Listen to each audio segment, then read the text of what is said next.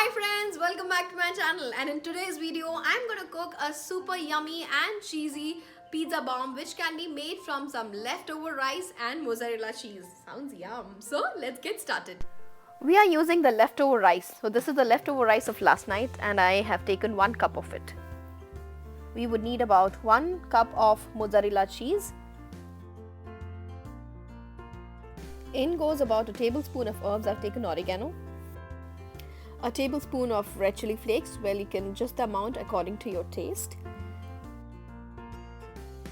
A tablespoon of garlic powder, well, you can also use some finely chopped fresh garlics as well.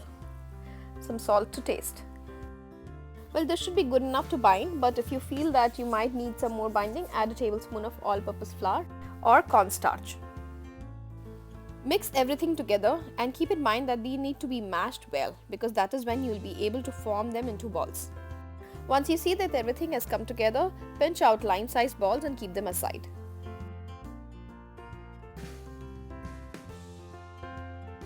Well, I was able to form about 10 pizza balls. Now let's start forming a batter that we would need to dip these balls into. We would need 2 tablespoons of all-purpose flour and about 1/4 cup of water. Mix it together to form a lump-free batter. Keep some breadcrumbs aside so that we can dip these cheese balls into the batter and later coat it with the breadcrumbs. Don't miss the breadcrumbs because it gives a beautiful outer crunchy coating. Prepare all these cheese balls in a similar way and keep them aside for about 2 minutes. Meanwhile, heat up the oil pan and keep it in medium hot temperature. Now let's fry these cheese balls in the oil. Alternately, you can also bake them or shallow fry them. Cook them on both the sides so that they are evenly cooked. It took 5 to 7 minutes for me to reach this color. Well, doesn't it look beautiful? These golden balls are almost ready now.